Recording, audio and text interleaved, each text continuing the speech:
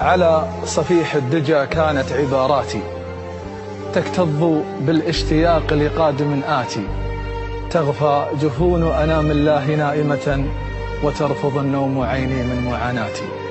فلست أدري أشوق يعتري خلدي أم زائر الحب لا يخشى مناجاتي.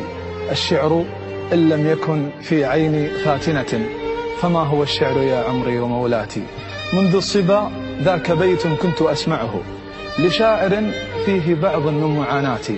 لو لم يكن أجمل الألوان أزرقها ما اختاره الله لون للسماوات. وأنا أقول وفكري في مخالفة فليحفظ الناس بيتا فكره آتي. لو لم يكن أجمل الألوان أسودها فكيف تسبي رموش الطرف مشهاتي. وانت كحيلة بدون الكحل يترفع فديت عينش بعيني كل ما تاتي.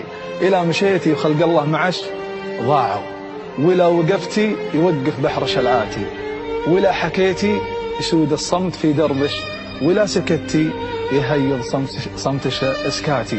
ولا راحوا الغيد للحفلة وهم قبلش يدعون يلا عساها صدق ما تاتي.